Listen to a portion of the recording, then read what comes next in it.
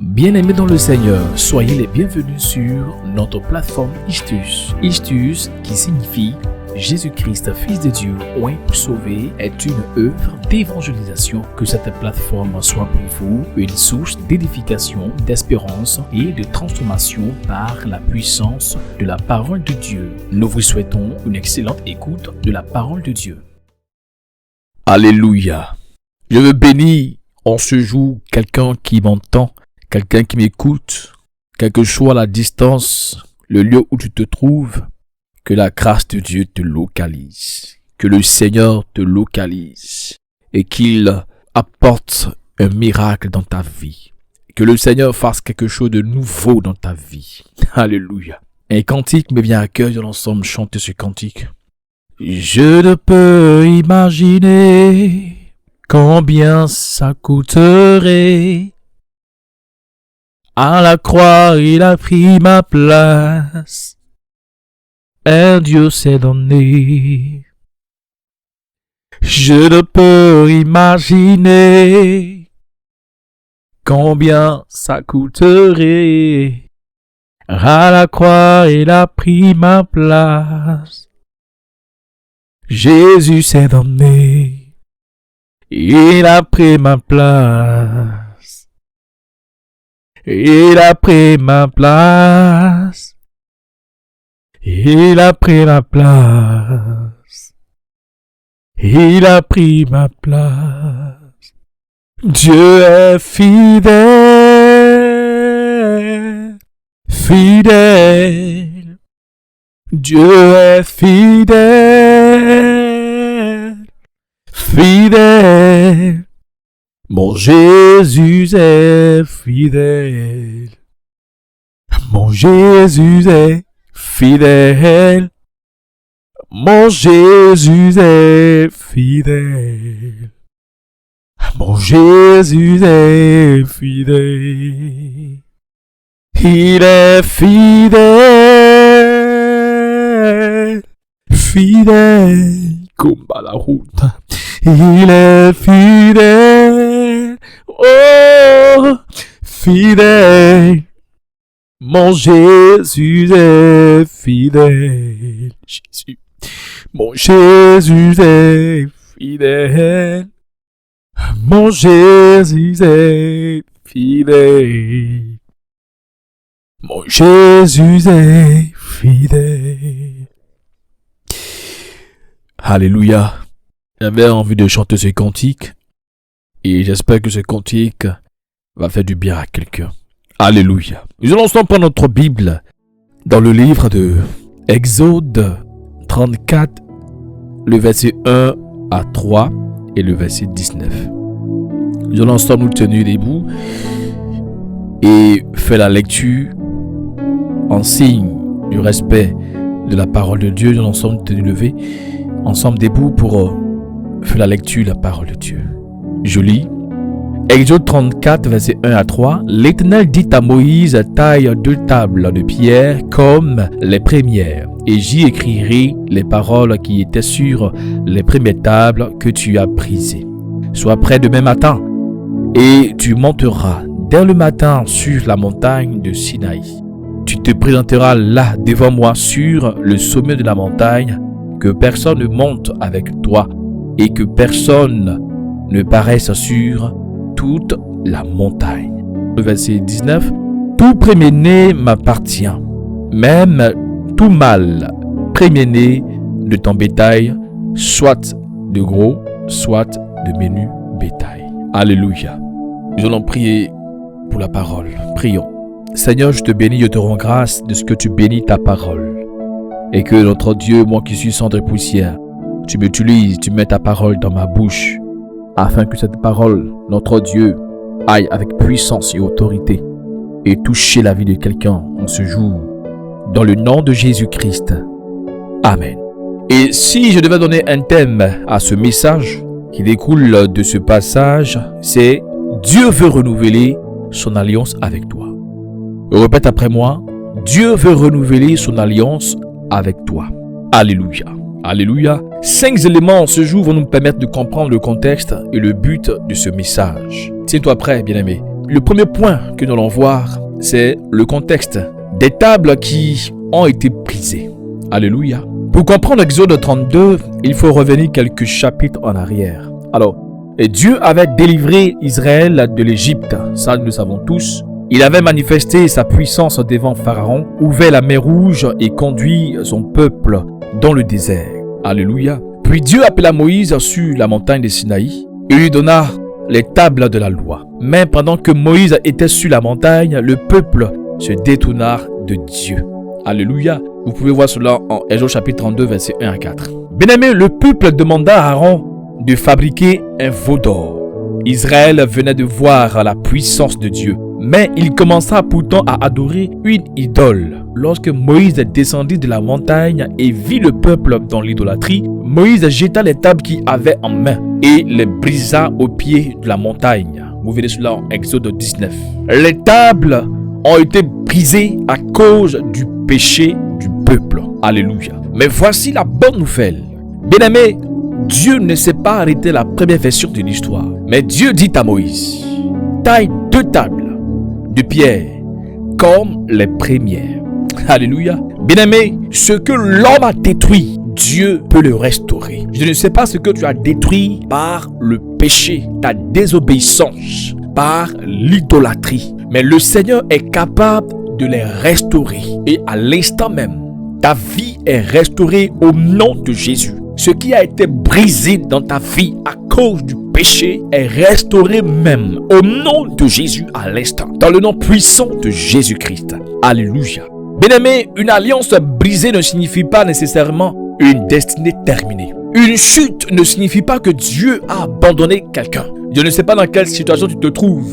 Une situation de désespoir, une situation d'instabilité, d'abandon à cause de quelque chose que tu as fait. Mais laisse-moi te dire que Dieu ne t'a pas abandonné. Cette chute ne te conduira pas à ta perte au nom de Jésus. Alléluia. La Bible déclare dans Lamentation 3, versets 22 à 23, « Les bontés de l'Éternel ne sont pas épuisées. Ses compassions ne sont pas à leur terme. Elles se renouvellent chaque matin. » Je prie qu'au nom de Jésus, sur la base de cette parole, que Dieu renouvelle son alliance avec toi. Ses bontés ne sont pas épuisées. La bonté de l'Éternel ne s'épuise jamais. L'Éternel est fidèle. Il est fidèle pour te restaurer. Il est fidèle pour te relever. Il est fidèle pour restaurer ta vie, ton ministère, ton foyer, ton travail. Il est fidèle pour te restaurer en ce jour. Le deuxième point que nous allons voir, bien aimé, Dieu demande à Moïse de préparer de nouvelles tables. En Exode 34, verset 1. Taille 2 tables de pierre comme les premières. Remarquons quelque chose de très important, bien aimé. Dieu allait écrire de nouveau, mais Moïse devait préparer les pierres. Dieu aurait pu créer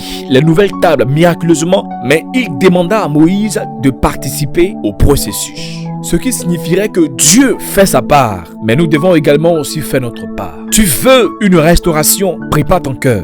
Tu veux une nouvelle saison, change certaines habitudes. Tu veux retrouver ta communion avec Dieu, reviens dans sa présence. Alléluia. Jacques 4:8 pouvait dire, approchez-vous de Dieu et il s'approchera de vous. Alléluia. Tu veux une nouvelle relation, rapproche-toi de Dieu. Cherche la face de l'Éternel. Cherche une intimité avec Dieu. Cherche à te rapprocher de Dieu. Ne t'éloigne pas de Dieu. Tu veux aller de l'avant. Tu veux entrer dans une autre dimension avec le Seigneur. Tu veux te relever. Cherche la face de l'Éternel.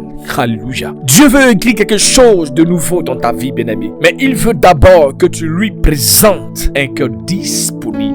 Dieu veut aller avec toi, bien-aimé. Il ne t'a pas abandonné. Quel que soit ta désobéissance, quel que soit les actes abominables, quel que soit ta médiocrité, Dieu ne t'a pas abandonné, il ne t'a pas rejeté. Dieu veut aller à nouveau avec toi. Mais la chose qu'il te demande, c'est que ton cœur soit disponible. Ton cœur soit disponible. Dispose ton cœur, bien-aimé. Dispose ton cœur, car Dieu est prêt à aller avec toi. Mais une chose, c'est de disposer ton cœur. Il est prêt, il est à la porte de ton cœur, il frappe. Dieu veut que ton cœur soit disposé. Alléluia. Le troisième point. Dieu peut écrire à nouveau sur ce qui a été brisé. Amen. C'est probablement l'une des plus grandes révélations de ce passage. Les premières tables avaient été brisées, mais Dieu dit, taille 2 tables. Et j'y écrirai les paroles qui étaient sur les premières tables. Dieu ne dit pas, puisque les premières sont brisées, tout est terminé. Mais Dieu fait une chose nouvelle dans ta vie. Que Dieu fasse une nouvelle chose dans ta vie maintenant même. Où tu pensais que tout est fini, c'était la désolation totale, l'abandon. Dieu fait une nouvelle chose dans ta vie. Si tu avais relâché la main de Dieu, relève-toi, car Dieu fait une nouvelle chose dans ta vie. Alléluia. Dieu te dit en ce jour, recommence. Il est prêt à recommencer avec toi. Bien-aimé, Christ est prêt à recommencer avec toi. Mais dispose ton cœur. Dispose ton cœur. Dispose ton cœur. Car Dieu est prêt à aller de nouveau avec toi. Il dit tout simplement, recommençons. Recommençons. Recommençons. Cette fois, le juge tombe et il se relève. Je déclare que tu te relèves maintenant de ta chute. Au nom de Jésus. Bien-aimé, peut-être que certaines choses ont été brisées dans ta vie. Une relation, une famille, un projet, une vision, une confiance, une communion avec Dieu, un engagement, une promesse. Mais Dieu peut encore écrire de nouveau dans ta vie. Il dit, recommence. Il est fidèle, bien-aimé. Dieu ne se répand pas de sa parole. Ce qu'il a dit, il le fera. Et il le fait dans ta vie. La seule chose que Dieu te demande, dispose ton cœur et recommençons à nouveau.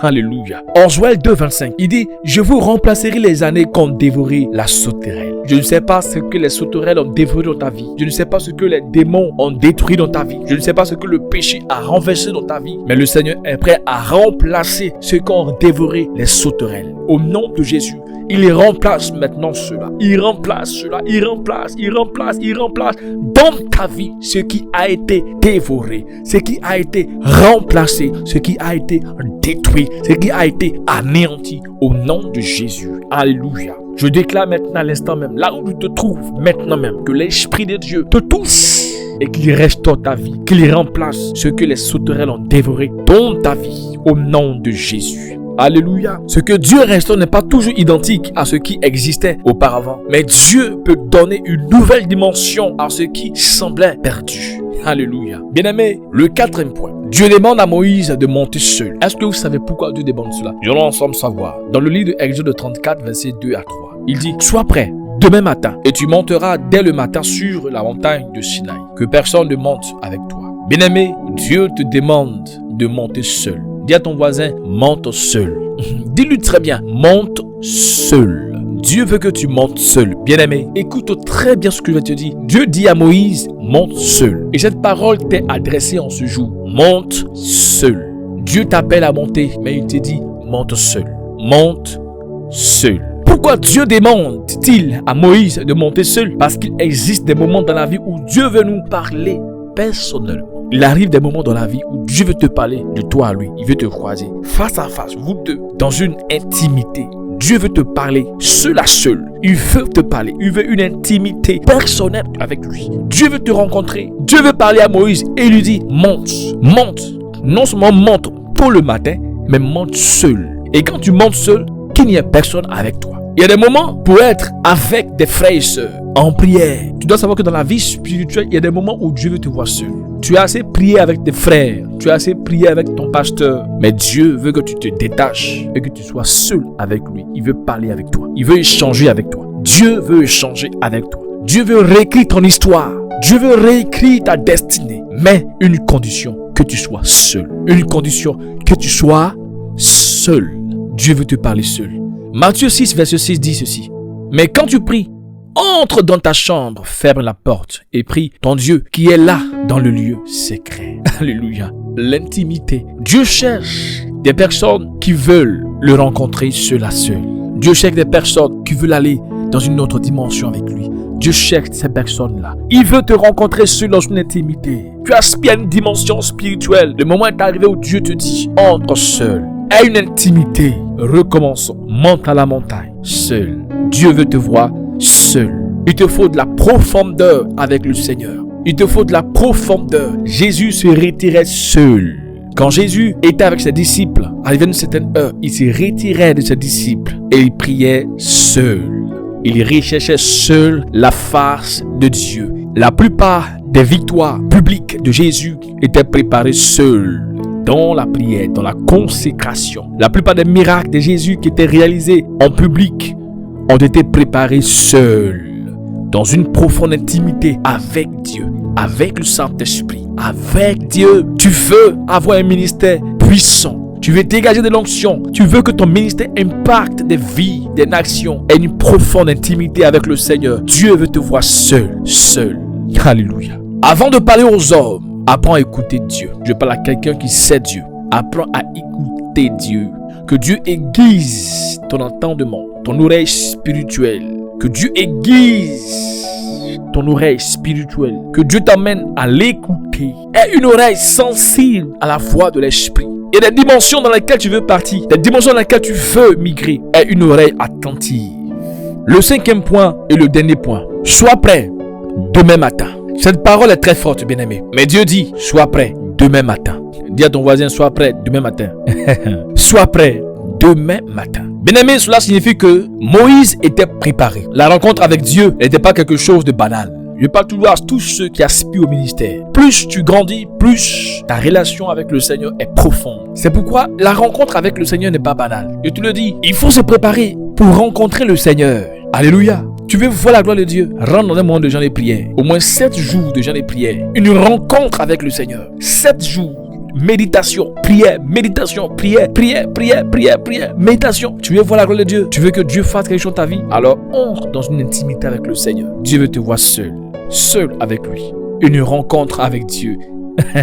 Moïse est monté à la montagne. Il est allé à la montagne. Quand il est descendu, son visage était rayonnant. La gloire de Dieu y était. Parce qu'il a rencontré Dieu. Parce qu'il a parlé avec Dieu. Il a rencontré Dieu. Son aspect a changé. Sa vie a changé. Tu veux que ta vie change? Aie une rencontre avec le Seigneur. Seul à seul. Alléluia.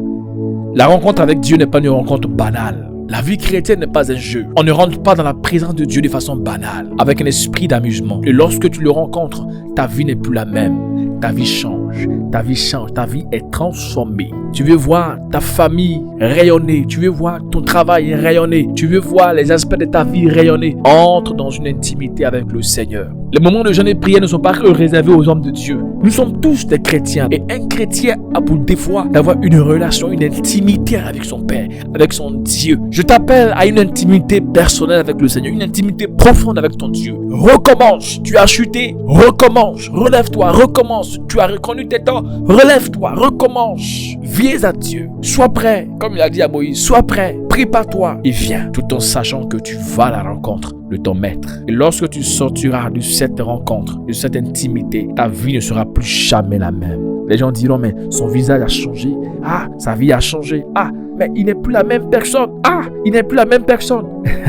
Alléluia. Bien-aimé, c'est à cela que le Seigneur nous appelle. Il faut se préparer à le rencontrer. Alléluia. Bien-aimé, beaucoup veulent les résultats de Dieu sans la préparation nécessaire. Tu veux aller dans une autre dimension avec le Seigneur? Il faut se préparer. Tu veux l'onction sans la consécration. Tu veux la bénédiction sans l'obéissance. Tu veux la promotion sans la préparation. Tu veux la puissance sans la discipline. La récolte sans les semailles. Mais Dieu dit, sois prêt. Sois prêt. En 2 Timothée 2, verset 21. Si donc quelqu'un se conserve pur, il sera un vase d'honneur, sanctifié, utile à son maître, propre à toute bonne œuvre. Le ministère n'est pas un jeu. La vie chrétienne n'est pas un jeu. Tu veux être un vase d'honneur. Tu veux être utilisé, être utile dans la main de Dieu. Être un instrument puissant entre les mains du Seigneur. Je t'exhorte, bien-aimé, à être prêt et entre dans la présence du Seigneur. Sois prêt, conserve-toi pur, marche dans la pureté, dans l'honnêteté, dans l'intégrité. Et tu verras, plus tu marches dans l'intégrité, dans la pureté, ton ministère est aiguisé, ta vie chrétienne est aiguisée. Tu aiguises ta vie chrétienne, tu aiguises ton ministère, tu aiguises. Et plus tu aiguises ton ministère, plus tu deviens tranchant, puissant. Ton ministère devient puissant et à un moment, ton ministère explose. Des hommes sont impactés positivement par ton ministère. Des vies sont restaurées. Des vies sont gagnées à Dieu. Et tu commences à vivre une vie de miracle. Une vie glorieuse. Une vie victorieuse. Alléluia. Mais il y a des principes qu'il faut respecter. La discipline, la consécration, la pureté, l'intimité avec le Seigneur. Préparer sa rencontre avec le Seigneur.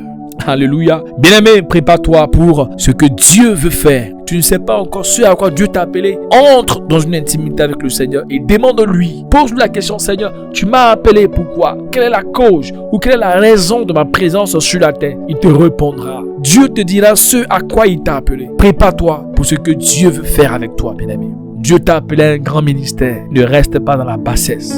Bien-aimés, sœurs et frères, Dieu t'a appelé à un grand ministère. Ne reste pas dans la bassesse. Purifie-toi, sanctifie-toi, vis une vie de pureté et tu verras, tu seras un vase d'honneur, utile pour son maître, propre à toute bonne œuvre. Au nom de Jésus, je déclare que cette parole maintenant s'attache à ta vie. Au nom de Jésus. Alléluia. Nous allons ensemble prier le Seigneur. Dis après moi, Père éternel, je viens devant toi au nom de Jésus-Christ. Merci parce que lorsque j'ai échoué, ta miséricorde demeure. Seigneur, comme tu as donné à Moïse de nouvelles tables, après que les premières eurent été brisées, donne-moi une nouvelle occasion de marcher avec toi. Restaure ce qui a été brisé dans ma vie. Restaure ma foi, restaure ma consécration, restaure ma vision, restaure ma communion avec toi. Donne-moi la force pour monter dans ta présence. Apprends-moi à te donner la première place. Que mon temps, mon talent, mes ressources, ma famille, mes projets soient consacrés à ton service. Écris ta parole dans mon cœur. Écris ta parole dans mon cœur. Que ma vie devienne une lettre vivante qui témoigne de ta puissance. Au nom puissant de Jésus. Amen. Besoin d'une assistance ou d'un accompagnement spirituel? Nous sommes à votre écoute. Contactez-nous au 225 05 84 84 36 47 ou écrivez-nous à l'adresse suivante missionnaire-élysée-sabois@gmail.com. Nous serons heureux de répondre à vos préoccupations, de prier avec vous et de vous accompagner à la lumière de la parole de Dieu. Shalom.